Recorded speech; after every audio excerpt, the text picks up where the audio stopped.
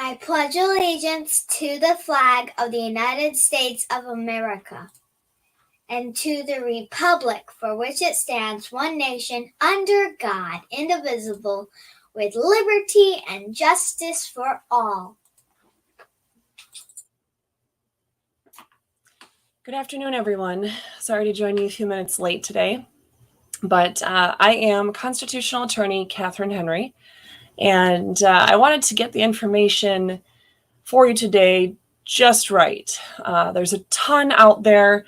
I think it's an often overlooked topic, and I wanted to give you tons of information at the same time of not overwhelming you either, or putting you to sleep because, well, legal stuff, we all realize, is not always an attention grabber, so to speak.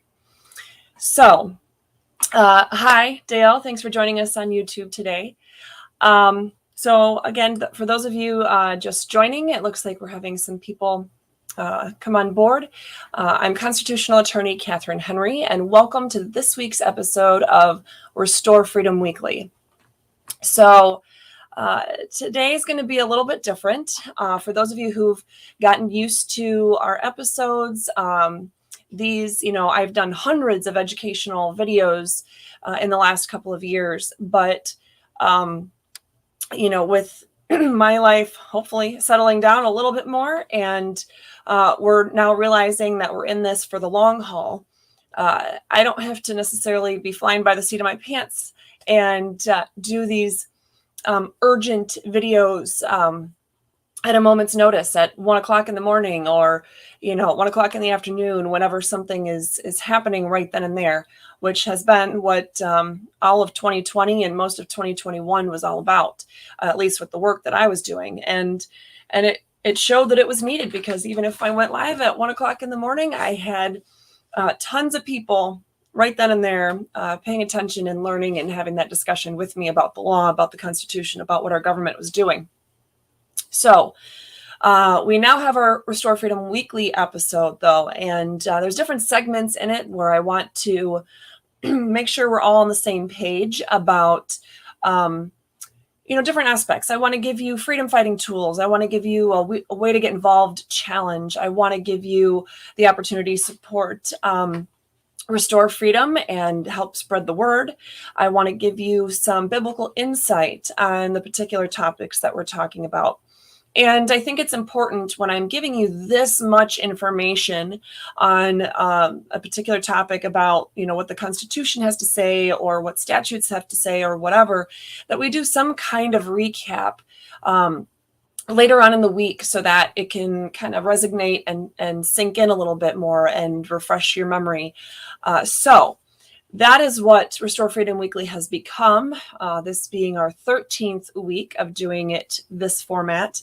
But like I started to say at the beginning here, this week is going to be a little bit different, and probably different from now on, in the sense that I'm no longer going to be doing the giving you the in-depth freedom fighting tools description. That those links are available in the description of this video, but the Freedom Fighting Friday will have its own video instead of just being a recap of that part of today's show. So Friday, tune in, and we will do a much shorter video that is just on those freedom fighting tools and walking you through that and how to use them. Tomorrow, it was typically our Way to Get Involved Wednesday challenge, our Get Involved challenge of the week. We're still going to do that on Wednesdays, but it's not going to be a recap of what we've discussed here. Instead, on Wednesdays from now on, that will be the only place that we're really discussing the challenge of the week, besides the newsletter that we send out on Sundays. I'm trying to think of what other segments that we normally have, but the biblical insight, it's important to start all of our work that we're doing with aligning it with God's will, and looking to his word for wisdom in how we're supposed to approach any particular subject in this fight for freedom. But I also do want to keep our videos as succinct as possible. And those of you who've been following along and learning about the education of Constitution and statutes with me over the last couple of years know that I always have so much information. It is really hard for me to keep the videos short. So with that being said, our biblical insight will still be a thing, but those videos will just be released on Sundays, and we will include the topic as well in our Sunday newsletter. So now that you understand a little bit more about our new format and just that we're cutting out some segments just to save them for later in the week, I do want to let you know that with our newsletter being sent out the last 2 weekends, I forgot to mention that I was going to be on my friend Micah's 2A EDU channel, which was this last Friday night. I believe we were on from 9:30 to 11:30 p.m. Eastern Standard Time. And we talked about specifically, well, it's 2A EDU. So you can imagine we were talking about things related to firearms. We were talking about the ATF and its recent pushes to try to create or change laws within its own four walls, and at times even in trying to enforce these secret, let alone illegal and unconstitutional new laws, air quotes, for those of you just listening and not watching. But anyway, it's a great discussion that will further help your understanding of how some of the things that I've been trying to teach you guys about in the last couple of years, how it applies in a real world setting. And many of you watching this, in fact, I'm going to guess almost all of you that are watching this live or will be watching it later are going to be advocates of freedom and certainly your own right to keep and bear arms. So with that being said, to see how the topics we've been talking about apply to that particular, part of our daily lives, your ability for self-defense and to keep and bear arms, please check out that episode. We have it aired or whatnot on our own channels, as well as you can go to Micah's 2A EDU channel and get more information that way. I don't think there's anything else coming up in the next week. I also failed to mention that I was on For the Republic, again, a radio/podcast, a radio show and podcast over in California. That was 2 Sundays ago now. So that is also available on our website. Speaking of website, do want to let you know that we've encountered some significant technical difficulties. I guess so is my voice, in the last week or so. And at one point on Friday last week, our entire website was down. Like the pages were all blank when you went there. That is, for the most part, fixed, at least temporarily. But I know that our website needs some updating. I know that you need a lot more information right at your fingertips. It's much easier when you're in the midst of something or in the moment and you want to look something up, or maybe you're having a great fruitful discussion with one of your own kids or your neighbor or friend or something, and I have a resource that you could pull up and help you with something. I want that to be something where you can truly pull it up in the moment and see it and utilize it more quickly. So I am going to be doing some significant updates to the website. Our tech team that we've had all along is extremely busy with a ton of other projects, many of them freedom fighting. So for example, those of you in Michigan who know my friend Joe Moss, he is one of the integral parts of our tech team. And if you know him, then you know how many things he's involved in the freedom fight he has taken on since I've met him. So you guys have to be patient with me as I learn essentially how to build a whole new website and to keep it updated on my own. If anybody wants to help in that regard, you have some technical expertise and you want to volunteer, please let us know.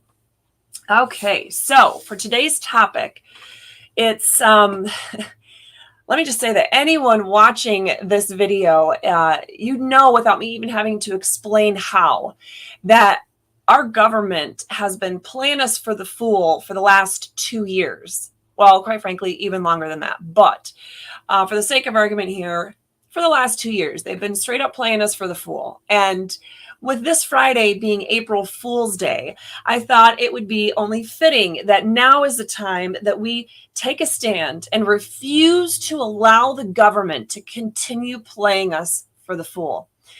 So this week, we're going to deepen our understanding on what the law really is and what it's not. We've talked about that topic in general, and I've gone over in a very peripheral sense some of this information, especially with resolutions before.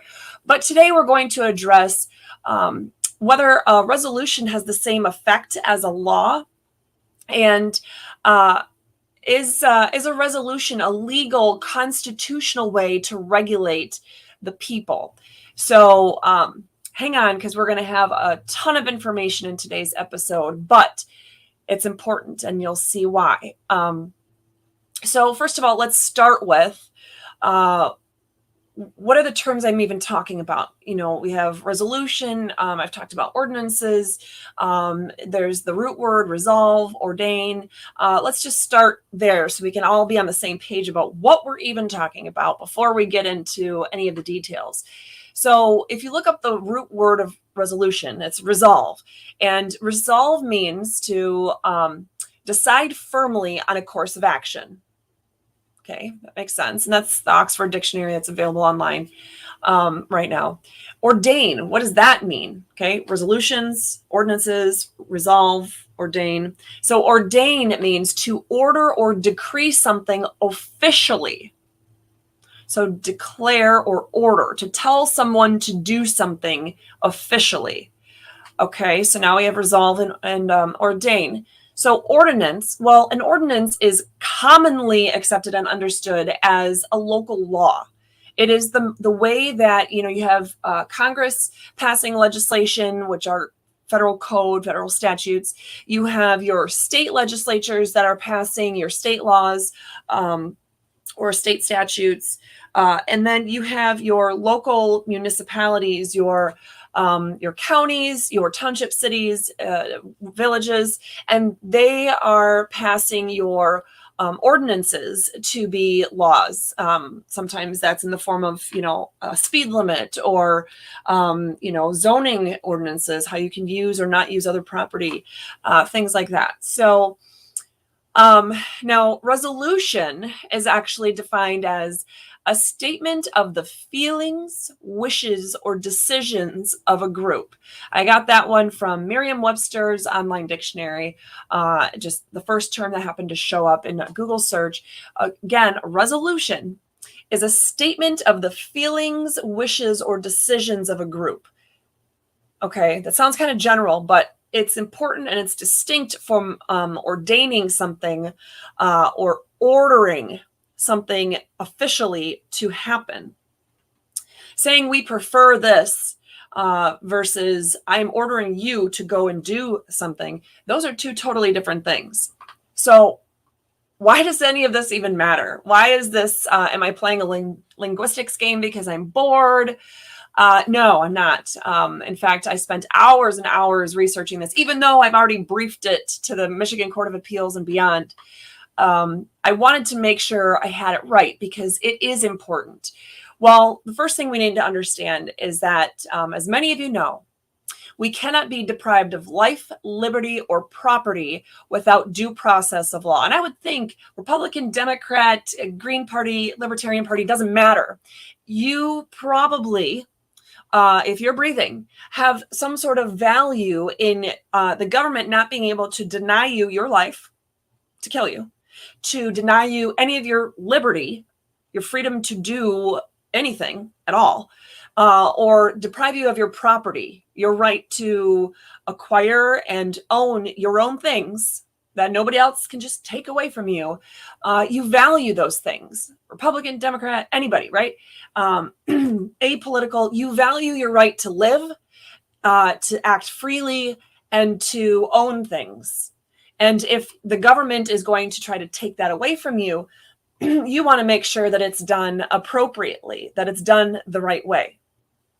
So where do we get this from? How is that guaranteed to us? Because our rights, remember, are given to us by God. So where does this guarantee come from? Where's the protection or security for this right come from? Well, U.S. Constitution in the 5th Amendment and the 14th Amendment, in both of those, there is that language that we cannot be deprived of life, liberty, or property without due process of law. The Michigan State Constitution Article 1, Section 17, and the Florida State Constitution, Article 1, Section 9. Those are where you find in those two state constitutions are guarantee to not be deprived of life, liberty, or property without due process of law. If you live outside of Florida or Michigan, I can almost guarantee you, no matter what state you live in, that you have one of those provisions in your own state constitution, and I would encourage you to find your state constitution and take a look at where that is. And see how it's worded. If there's something drastically different than how these constitutions I've cited are worded, please reach out to us and let us know. But from what I've seen so far, they're all by and large the same. So again, why is that? How does that apply to what we're talking about today? Resolutions and, hi Bobby on YouTube, resolutions and ordinances and all the rest. Well, the Supreme Court back in 1965 in the Cox v. Louisiana case, U.S. Supreme Court reminded us, if not declared, that it is the responsibility on the part of all citizens to obey valid laws and regulations. We have to obey the law. Ignorance of the law is no excuse. You've heard that many times before. But this is a case that came straight from the Michigan Supreme Court in 1965, Cox v. Louisiana. And they're saying that we have a duty as citizens to obey all valid laws and regulations. Valid being the key. What is valid and what is not? Well, we could go on about all the regulations that are on the books that are not valid, but we're just talking about that in the context of resolutions today. So I bring all this up because legislative acts, whether it be your state or local, whatever, legislative acts regulating the people are done through, they're done by bill, or that's at the state level or federal level. Otherwise, they're done by ordinance, which we just talked about, at a lot more local level, but they're done by bill, made into law through established procedures in order to provide that due process, right? You can't just say, well, I'm going to regulate the people, but over here, I'm going to have statutes, and over here, we're going to have some administrative rules. Oh, wait, they do that, but it's not legit. We're going to have some other, laws that you have to abide by over here.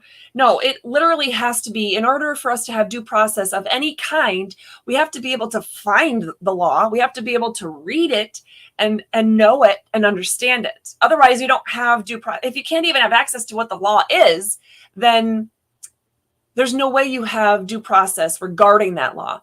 Funny thing is, same topic that we talked about on the 2AEDU video this last weekend. Hi, Free Me. Love back to all of you in Michigan who are watching right now. So I receive many questions quite frequently, actually, about resolutions and ordinances, and can my local government do this? And the local police chief said this to me, and they're denying me access to this meeting or that government facility or this private business, et cetera, et cetera. And some of the time, that is directly related to what is a local regulation. And the very question has come up to me many times about, well, can I be can they enforce this regulation on me if it's in a city or township resolution? It's not a law. It's not an ordinance. It's a resolution. Are those the same as laws? Like, they're telling us executive orders are laws, are resolutions laws too? So it does happen. And besides from just those calls and emails and text messages, et cetera, that I've been getting on a regular basis for the last 2 years about that topic alone, I have my own real world personal example of how this dichotomy, this difference between a resolution and an ordinance, the proper way for a local government to regulate the people and not, how that plays out. If you have not seen the actual arrest video from me on November 3rd, 2020, when I was serving as an attorney and representing people who were having their rights denied by a local township at a local election precinct, then I ask you when this video is over to play that. It's right on the front page of my website. It's also on our YouTube channel and Rumble and everything. But the easiest way is to go to restorefreedomkh.com. It's right on the front page of the website. And that'll have some more explanatory stuff at the beginning. It'll have the aftermath videos from right after I was taken out of handcuffs through to the next, 20 minutes, 30 minutes, something like that. So overall, the video, I think, is like 40, 45 minutes. But the actual incident itself is not that long. If you only have a little bit of time, watch that. Listen to it. Even if you're just at work and you can't watch the video, listen to it today. I'm a pretty passionate person. I fight for freedom. I'm compassionate and understanding towards others. So I feel the pain of others when I receive calls and they're being denied medical treatment because they can't wear a mask or something like that. I want to help because I feel for other people, but I myself am not so much an emotional person. Everything I do is based on logic and reasoning, and I'm just not a typical woman, I guess, in that sense. What you hear in that video is me trying to reason with law enforcement and the township clerk. And when they turned violent on me, you can hear my screams, my pleas to them, to anyone to help me, because what they were doing to me, they're physically harming me. They were dragging me away from my car and sitting in my car, eating her snack and doing her schoolwork was my then 6-year-old precious daughter, Emma. So, if you ever see me crying, something's really big. I'm either so happy I just laughed my ass off and I am crying for, tears of laughter, right? Or even crying tears of joy. It has to be really big. If you see me crying at all, not that there's a problem with crying, that's just how I'm built. It's huge. And in that video, you can see and hear me not only crying, but screaming for help. So why do I want you to watch that? Well, because that video, trial date, by the way, is still upcoming. They've dragged it out and moved it over and over and over again. Now, June 15th in Allegan County Courthouse is when and where we'll be there for that case. But although that case serves for a great example of a lot of things, the main problem there, or the original problem, I should say, is that the township clerk was trying to use a township resolution. Said right on it. In fact, my website, you can see all the documents, that original resolution and everything else that I filed in the case and the prosecutors filed. It literally said resolution. Lost my notes. How fun. Okay. Let's see. It's Exhibit 7 in my original filings. It was Resolution 2016-10-1. It was called Township Property Public Access Resolution. It says on there, it is hereby resolved. And in this resolution and the foregoing resolution, all that establishes, without a doubt, we're talking about a resolution. But if you watch the video and you listen carefully, the deputy and the township clerk are talking about an ordinance. They're trying to enforce an ordinance, which, by the way, they don't even fully read the ordinance, the resolution. They don't fully read it. The way they're interpreting it is totally unconstitutional and illegal anyway. But we're not bringing up all those points for the purposes of today. For the purposes of today, I just want to focus on the fact that they think they have the authority to do what they're doing to me because the resolution tells them they can. So they're trying to, they are, in the end, physically harming me, arresting me, beating the crap out of me, leaving me with bumps and bruises and scratches and contusions, and post-traumatic stress. I mean, not only for me, but for my daughter who was there and saw the whole thing. And all of that over the fact they're trying to enforce a resolution. Supposedly trying to do that.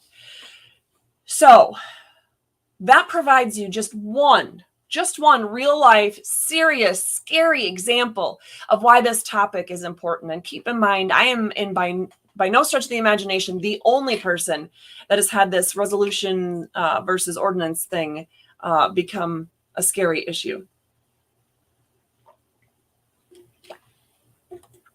So, how can you fight back? Well, of course, knowledge, right? If you don't want to happen to you what happened to me, the best thing you could do, the first thing you need to do is grow that skill, the ability, the knowledge base that you have to fight back. Know what the law is and what it isn't, what a resolution is allowed to do and what an ordinance is allowed to do. So before we get into too much of the boring legal part, let's take a simplistic look. This is not my true biblical insight segment. That those topics are actually will be covered on Sunday. But I do want to point out just a couple things here about what the Bible says and what it doesn't say. There's literally no mention in the Bible about using a resolution to regulate the people in any way, shape, or form. Not at all. And before you jump to conclusions and say, well, Catherine, it's written in a totally different era, and there were no such things as ordinances and statutes and all that fun stuff. Before you run and say something like that, I want you to remember or maybe realize for the first time that that is not true. In fact, all through Ezekiel, 2 Chronicles, Numbers, Leviticus, Exodus, there is a discussion about not only ordinances, but they're referred to as lasting ordinances, or ordinances that you must, that you and your generations after you must follow. Okay, so lasting. Rules to live by is essentially how it's used in the Bible. In fact, the word statute actually does appear in the Bible 3 times, but the real main way that it's used in this sense is it's found in 1 Samuel 30, verse 25. And that part reads, David made this a statute and ordinance for Israel from that day to this. So even the Bible is telling us statutes, ordinances, they are one and the same in the sense that they are laws that the people must follow. Okay? Bible's telling us that. So where do we go from there? Well, okay, why don't we take a step back and define what they really are, right? We talked about the straight up definition of an ordinance and a resolution, or to resolve or to ordain something. But let's look at what our government, our legislative bodies actually think about what these are.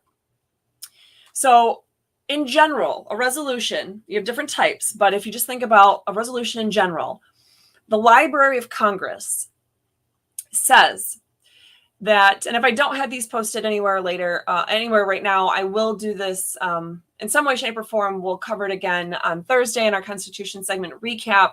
I'll try to have either a PowerPoint or something else for you to be able to download and look at. But the Library of Congress tells us that legislation introduced in either the House of Representatives or the Senate, but unlike bills that may be limited. So, okay. Resolutions are said to be, on the Library of Congress website, legislation, but they are legislation that, unlike bills, may be limited in effect to Congress, how they function, what they're doing, or one of the chambers of Congress. So you could have a resolution covering essentially the rules of procedure for the House of Representatives. Okay. And it further continues by saying the 3 types of resolutions are joint resolutions, concurrent resolutions, and simple resolutions. So a bill, and this is the Florida Senate explains this on floridasenate.gov. A bill that is not subject to action by the governor. This is just a resolution in general. It is a bill that is not subject to action by the governor. It is not subject to the constitutional one subject limitation. Okay, when you're making new laws or modifying laws, you can only talk about one subject at a time. You can't bring in all kinds of things together. And except for certain uses of joint resolutions and concurrent resolutions, it does not have the effect of law. So on the Florida Senate's website, flsenate.gov, it literally says that a resolution, but for a few limited circumstances we'll talk about in just a minute, does not have the effect of law. As simple as that. Okay, so it's starting to sound like they can't enforce it upon us like it's a law. But before we go further into that, let's break down these three types: simple, concurrent, and joint resolutions. Simple resolutions, if you look at that Library of Congress website again, it tells us that legislation, a simple resolution, is legislation that relates to the operations of a single chamber or expresses the collective opinion of that chamber on public policy issues. If you're not used to that kind of lingo, what am I talking about? Again, it's just dealing with the interworkings of the House of Representatives or the Senate, not both, but it's just the inner workings, the administrative stuff. They might make a resolution as the House of Representatives that they want to publicly support something that the president is doing or whatever. Okay. On flsenate.gov, it also says that it is a one-house document used for matters not involving the other house. It is often ceremonial or congratulatory in nature. You see a lot of resolutions at times where the Senate is going to recognize a particular individual for some purpose, and that's something that would be done by a simple resolution. Simple resolutions do not require the approval of the other house because it doesn't deal with them. Nor does it require the signature of the president or the governor, and they don't have the force and effect of law. Straight up, that is from Senate.gov. So that is our U.S. Senate tells us on Senate.gov that simple resolutions do not have the force and effect of law. They don't require the signature of the president or the lower body's analogous position. And they don't require a vote or approval from the other house. Why? Because they're just dealing with matters related to their own body. So a concurrent resolution is legislation, but not a law, that relates to the operation of Congress, including both chambers, or expresses the collective opinion of both houses. Now, that's also on the Library of Congress's website. So, of course, that's from the frame of reference for the federal government. So the Library of Congress tells us that those concurrent resolutions are the housekeeping matters that apply to both the House and the Senate, but they don't have the force and effect of law because they are, they're not even regulating the people, and they don't require the signature of the president either. Senate.gov will confirm that for you. Again, these links will be provided later.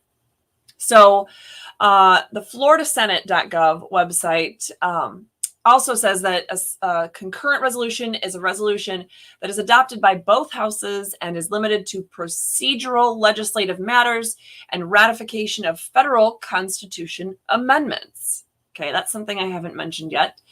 Joint resolutions. Now, these at times are considered to have the same effect as a bill. So unlike the simple or concurrent resolutions, a joint resolution at the U.S. federal level does require the signature of the president or a 2/3 vote to go beyond that veto.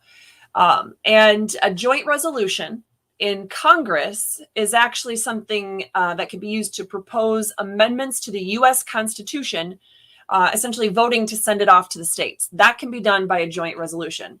Notice, though, even though that kind of thing would essentially have the force of law, it's still not regulating the people. In fact, it's not approving of any changes to the to the U.S. Constitution.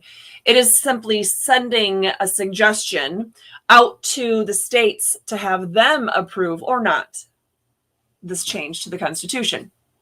So, House.gov, that's the U.S. House, tells us that there really is very little practical difference between a bill and a joint resolution They follow the same procedure, except for the part about amending the Constitution. Joint resolutions become law in the same manner as bills, but not law in the way of regulating the people. Also, if you go to the Michigan Senate website, senate.michigan.gov, you can look at their joint, I can't even think, their rules, joint rules of the House of Representatives and the Senate, and look at Rule 18. So in Michigan, it says that joint resolutions can be used for one of the following purposes. 1, amendments to the Constitution of the state of Michigan. 2, ratification of amendments to the U.S. Constitution that are submitted to the states by Congress. Or 3, matters upon which power is solely vested in the legislatures by the U.S. Constitution. Those are the only ways that the Michigan Senate has explained to the public that joint resolutions can be used at the state level in Michigan. And if you go to the floridasenate.gov website, that tells you that a resolution, a joint resolution, is one that is the only authorized method for the legislature to propose amendments to the state constitution. Again, it doesn't actually change the state constitution. It just officially pushes that issue, that specific change, out to the voters. So it must pass by 3/5 vote of the members of the legislature here in Florida in order to even get that question in front of the voters. But it is technically done through a joint resolution. And that's flsenate.gov. So what do state laws, what do state statutes and state laws say about that relationship between ordinances and resolutions, and what's enforceable? What can a local government do? They're regulating the crap out of us. Is a resolution a permissible way to regulate us? Well, according to the Florida statutes, and that is 166.041 of the Florida statutes, an ordinance means an official legislative action of a governing body, okay, a legislative action, which action is a regulation of a general or permanent nature and is enforceable as a local law. So ordinance, regulating, it's legislating, it's regulating the people on a regular basis, and it's enforceable just like a law. It's a local law. Now, if you jump to Michigan, Michigan has a bunch of times that resolutions are discussed, but I wanted to point out first, Michigan MCL 42.20 and 41.183. Now, if you're wondering what the context is, the Chapter 42 of MCL in Michigan relates to charter township governments in Michigan, and Chapter 41 is general townships, not just the charter townships. So 42.20 in Michigan compiled laws says that resolutions shall be limited to matters required or permitted to be done by resolution. Well, that seems kind of redundant, but it continues and it says, and to matters pertaining to the internal affairs or concerns of the township government. Internal, not pushed out to the people, but how they function internally. Any other, this is still, I'm quoting this. This is not my opinion of it or my interpretation. This is an exact quote. Any other act of the township board and any act imposing a sanction for the violation of one of those acts shall be by ordinance. So Michigan says it, Florida says it. If you want to regulate the people at a local level, making those regulations and whatnot for the people at the local level has to be done by ordinance. And like I said, there with Michigan, it's saying you can't do it by resolution. It has to be by ordinance. So it discusses both of those and how they're not the same. The Florida statute does talk about the differences and compares and contrasts ordinances and resolutions as well. So MCL 41.183 also allows a township board to provide a township ordinance to provide in a township ordinance a sanction for a violation of a township ordinance. So again, whether you're creating the first, part of it, the rule saying you can and cannot do something, or the second part of it, meaning if you do violate this regulation, now here's what we're going to do. Here's the consequences.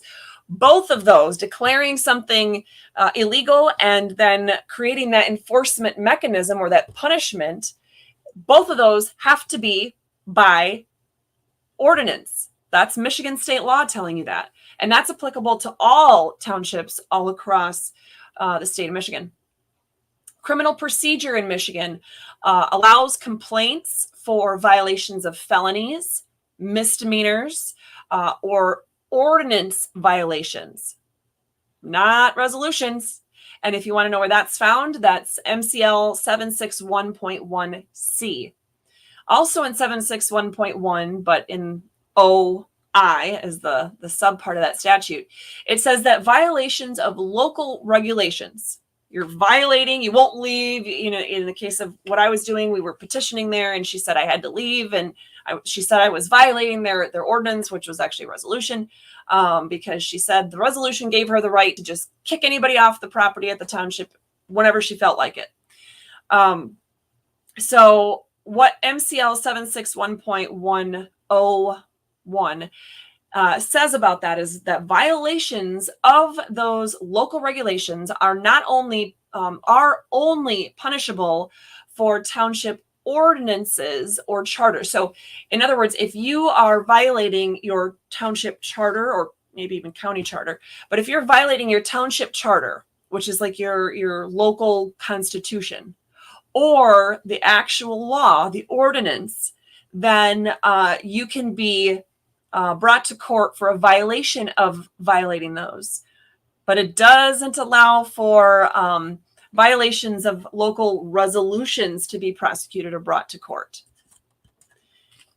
Last one for Michigan state law. MCL 600.8311. And 600 is the chapter on Revised Judicatory Act, I think is the official term. But anyway, there's a lot of stuff jam-packed into that act. But 600.8311, it gives district courts their jurisdiction. What can a district court even take a case for? Well, it says that the district court jurisdiction is over ordinance and charter violations, misdemeanors, some felony hearings, typically the beginning stages of a felony case. And it does not list resolutions. It doesn't say the state law does not allow district courts to have jurisdiction over violating a resolution. And there is a court doctrine, if you will, for those that like that whole case precedence thing. The Michigan gun case that was decided recently, they were quoting a 2017 Michigan Supreme Court case, People v. Wilson. And they said that if the legislature in a statute, they're listing a bunch of things, the expression of one thing suggests the exclusion of all others. So if they're going to give you that list and say, okay, district courts have jurisdiction over violations of some felonies, some felony hearings, violations of misdemeanors, violations of city ordinances and or township ordinances and charter violations, that local constitution. And it doesn't say anything about them having jurisdiction over violating resolutions. That means, according to this Supreme Court case, just from 2017, that the court does not have jurisdiction over violating ordinances. It's not a thing. Okay, so what does the actual Constitution say? So we've talked about it at the state level for the last little bit. Let's back up to the United States level and Congress. Look at the U.S. Constitution, Article 1, Section 7, Clause 3. Compared with Clause 2, where the Constitution is discussing how bills become laws. Bills become laws. Clause 3 merely mentions the concurrent resolutions that require the president's approval or then the 2/3 vote of Congress if it's over a presidential veto.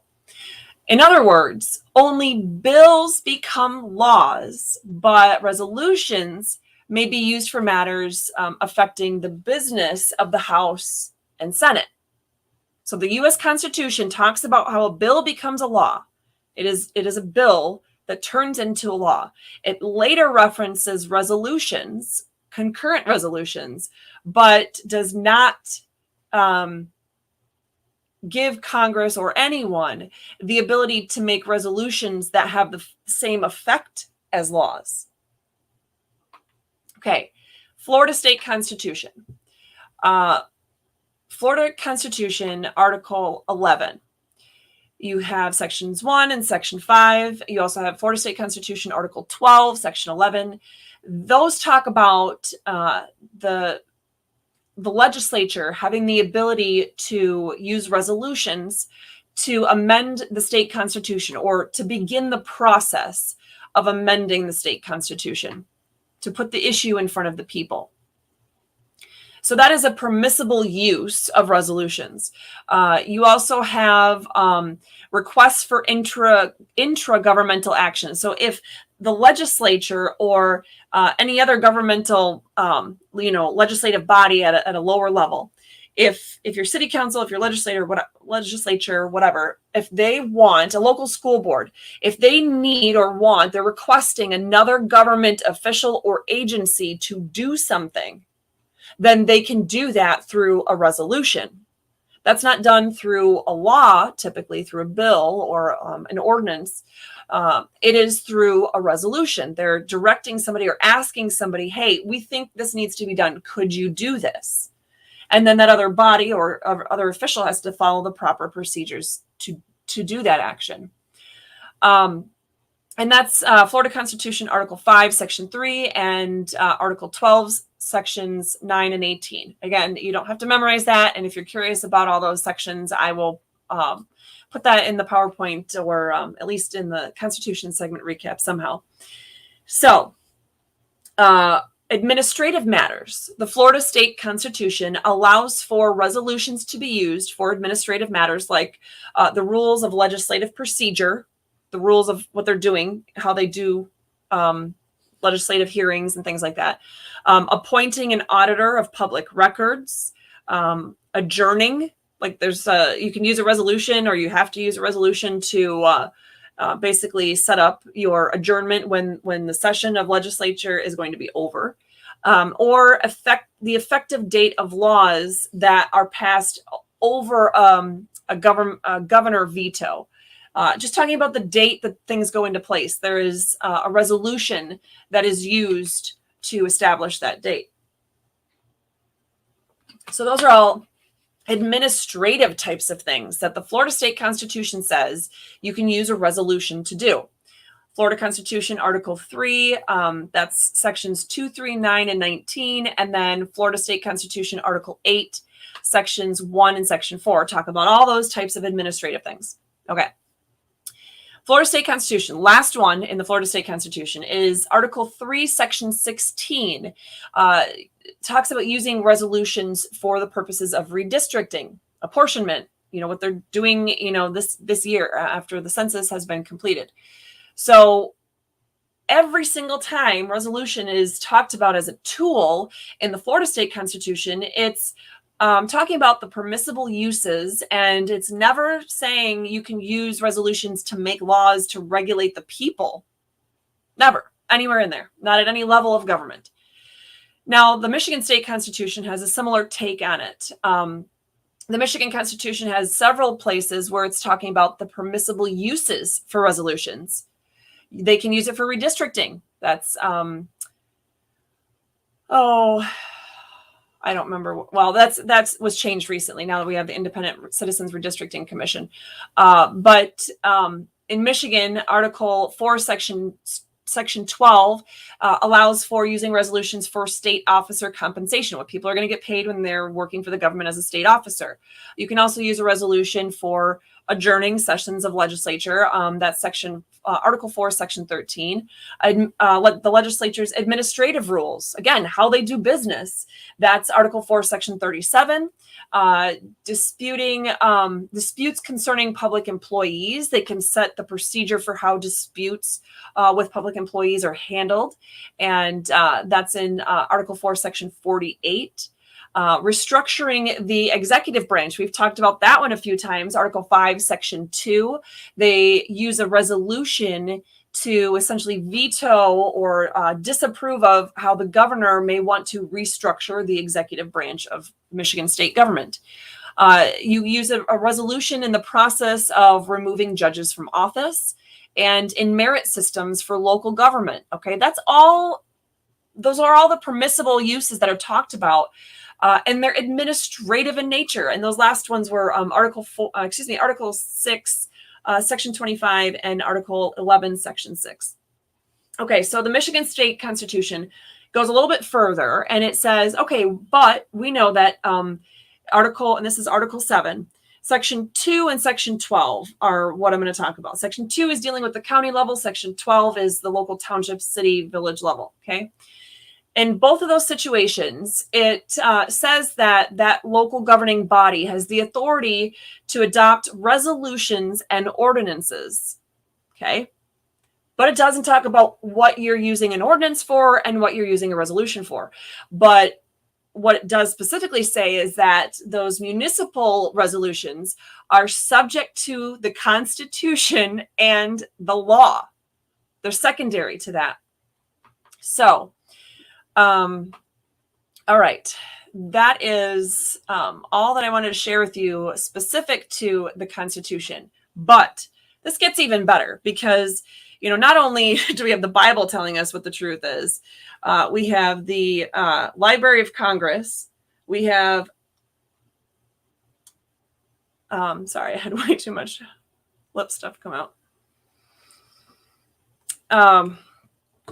We have the Library of Congress telling us about resolutions and how you can use them properly. We have the state legislative websites for the Florida House, Florida Senate, Michigan House, Michigan Senate, etc. We have the Constitution of the U.S. We have the Florida and Michigan state constitutions. We have all different kinds of stuff, right? I even talked about rules of procedure, criminal procedure, that kind of thing. But there's also cases. And I'm not one that's big on case law and case precedent because the only people that get to make laws are in the legislative branch, right? But let's look at what the cases actually say. So you have Michigan appellate case, People v. Rapp. They quote the People v. Maggot case from 2017. And they say that our courts only interpret ordinances, right? And that the courts, when they start hearing a case that's challenging this local government action, they presume that ordinances are constitutional at the onset of the case, not resolutions. They're not presuming that resolutions are constitutional. A resolution, and this is coming from a Michigan Supreme Court case from 1956, Kalamazoo Municipal Utilities versus the City of Kalamazoo. A resolution, this is point blank, hang on to your seats, right? A resolution is not a law. What? A resolution is not a law or ordinance, but merely the form in which a legislative body expresses a determination or directs a particular action. Okay? An ordinance prescribes a permanent rule for conduct of government, while a resolution is of special or temporary character. Okay, just some differences that they note. Michigan Supreme Court, and this is well over 50 years ago. An administrative act, such as reciting past occurrences or existing conditions, that could be done in a resolution, but that's different from the legislative affirming a declaration, affirmative declaration of the city council or township board or whatever to terminate an already existing right. If the local board wants to terminate your right in some way. So for example, in my case, I had a right to be at that property. I had a right to represent my client. My client had a right to be at that property. And so that was an existing right. And they were trying to use this resolution to terminate that right for me to be there. Well, those affirmative declaratory statements that terminate an already existing right have to be done by ordinance. Those are legislative in nature. That's what the Michigan Supreme Court said way back in 1921. Yes, ladies and gentlemen, that is over 100 years ago. The Michigan Supreme Court already was describing it as those two separate distinct things. So that same case later said, again, that an ordinance has been defined to be a permanent, continuing regulation, regulating the people. That's what a regulation is, regulating the people. While a resolution is an act that's of temporary character, not prescribing any kind of permanent rule of government, right? It's different. Okay.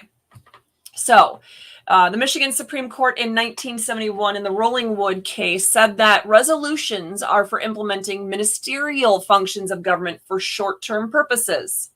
Okay, what we talked about, you can express your will in a resolution as a local township board or city council. You can, say that you want, to have another governing body, step in to do what they need to do to buy some land on behalf of your municipality or whatever. But the actual buying of it would be different. But they say then that ordinances are for establishing more permanent influences on the community itself. I don't know how much clearer this could be. So let's relook at that. 1971 case from Michigan Supreme Court.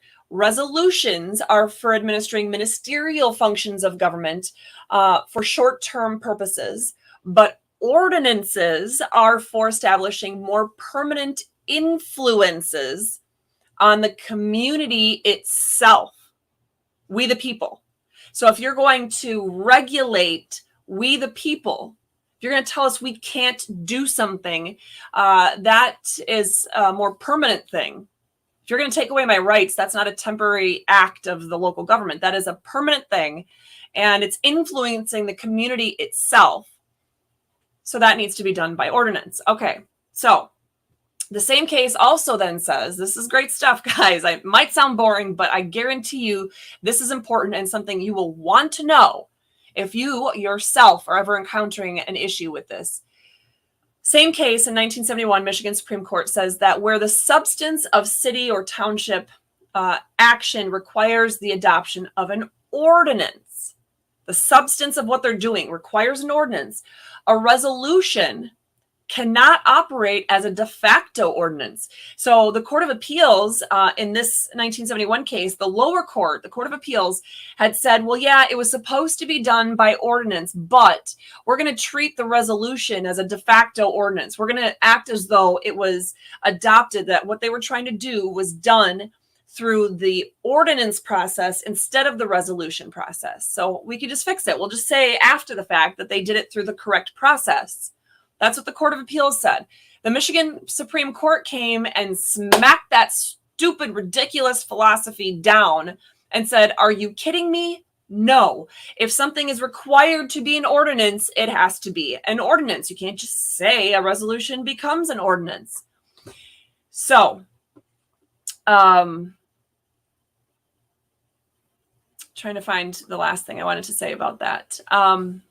Okay, so they continued by saying that the attempt to legislate by resolution is simply a nullity.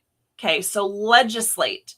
So legislation by resolution is a nullity. It's void. Okay. So, the U.S. Supreme Court, though, they've chimed in on this, and they don't recognize resolutions as valid regulations either. In fact, it's stated that it is properly drawn statutes. This is a quote, properly drawn statutes and ordinances that are designed to promote law and order, protect the community against disorder, regulate traffic, safeguard legitimate interests in public and private property, protect the administration of justice, and other essential government functions. That's done through ordinance. That is the U.S. Supreme Court case, Cox v. Louisiana from 1965 that we talked about earlier. And we also, when judges in Michigan are deciding cases, one of the things they look at is the the Michigan Judicial Institute for the manual is called District Court Magistrate Manual. Okay. And if you look at the 2021 edition, so this isn't something old and outdated. If you look at that edition, it tells us that a local ordinance, only a local ordinance, is defined as a type of law enacted by a local unit of government. It doesn't tell the judges, hey, make sure you're considering those resolutions as local laws enacted by the local government. No, it's saying those ordinances, you have to consider those as laws because that is a type of law enacted by the local unit of government. So let's recap. What does this mean? It means that a resolution is not a law or an ordinance, but merely just the form in which that legislative body expresses a determination or directs a particular action. Again, that's Michigan Supreme Court from 1956. So in other words, no courts treat resolutions the same as ordinances, and citizens can't be charged for violating resolutions. So if you just wanted the short answer of can resolutions be treated as laws and be used to regulate the people, the answer is no, has always been no. But if you stayed to listen to why, from the Bible to the Library of Congress to our governmental websites to state statutes, state constitution, U.S. Constitution, cases, criminal codes of procedure, even those reference books that judges use to know how to decide different cases. If you look at all of that, the information is a resounding no. Resolutions are not laws, and they cannot be used to regulate the people. All the permissible uses for resolutions at the federal, state, and local government level are administrative in nature or celebratory in nature, declaring something to be, donut week or something like that. That'd be stupid, but it does happen. Those things. And if you're in Michigan and you know anything about our legislature as it currently is or has been for the last 5 years, State Representative Steve Johnson took up a tradition that Congressman Justin Amash had started years ago, but going on social media and explaining all of his votes after every vote. And one of the things that I have always loved from State Representative Steve Johnson in Michigan is that when he's explaining those, he explains on every single time a resolution comes up and they want to declare something, like national or statewide donut day or whatever.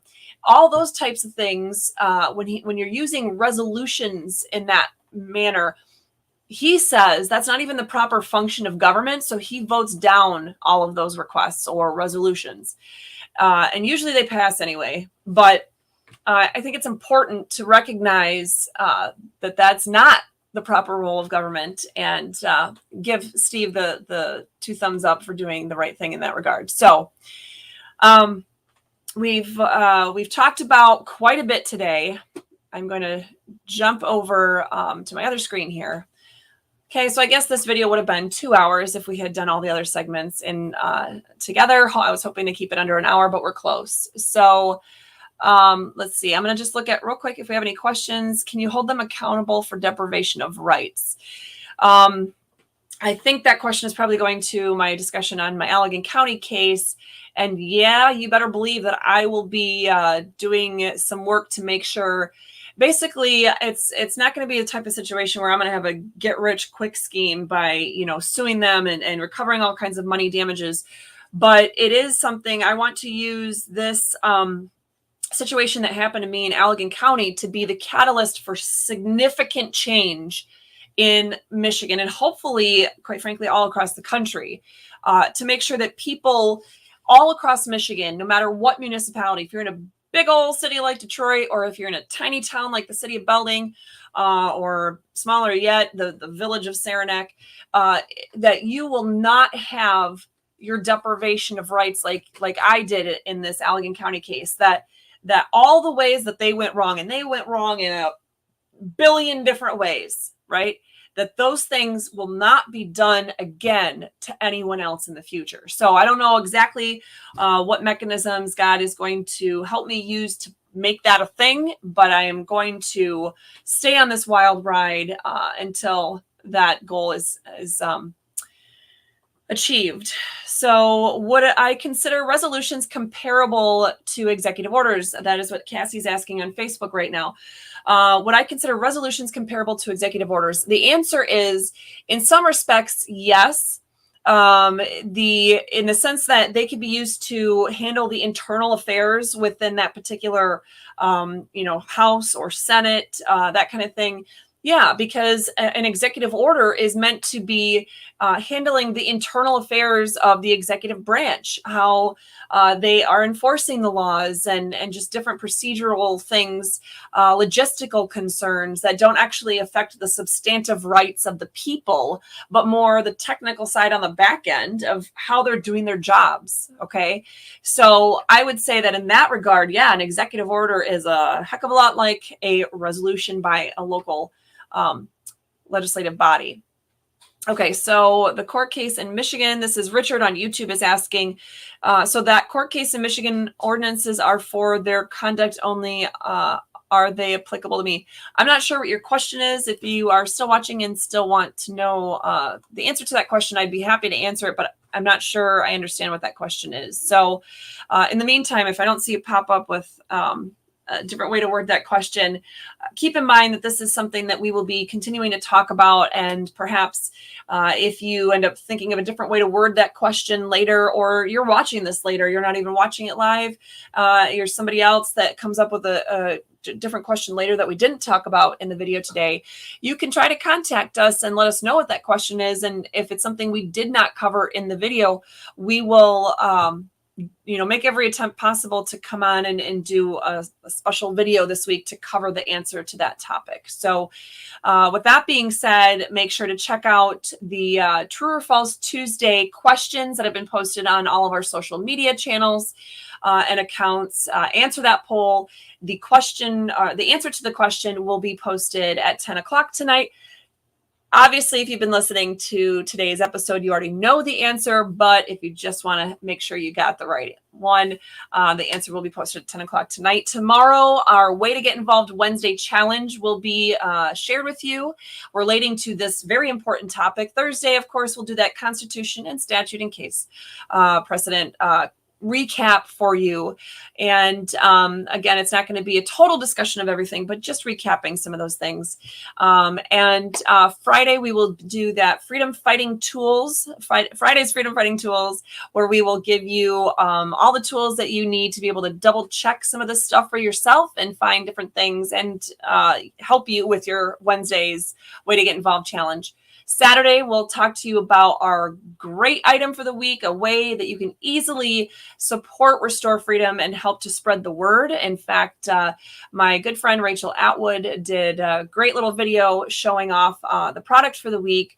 Everything, of course, is sold to you at cost. We don't make any money on those. That's just to help spread the word about what we're doing. QR code so people can scan it if they see it if you have that particular item out and about with you.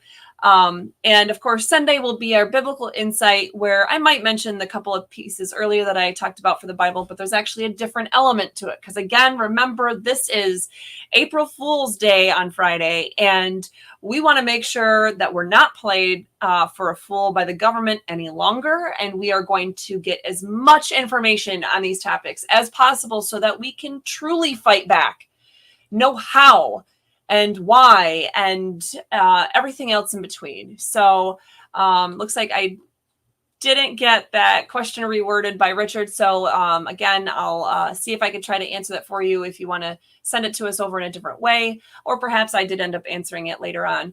But I thank all of you who joined us today, and especially those of you who said hello or asked questions. I love to have that back and forth, that dialogue, to make sure we're all learning something here. And I really appreciate all the support that you guys provide. Don't forget to check out that newsletter that we send out once a week. If you're not already receiving it, number one, check your spam folder just to make sure it's not in there. But number two, please sign up for our newsletter if you're not receiving it and it's not in your spam. That's available on our website. And we thank you for all the prayers and other ways that you do support us. So have an absolutely wonderful afternoon. And to my up north friends, I will try to send you as much sunshine as I possibly can. All right, guys, thank you so much. Have a great rest of your week.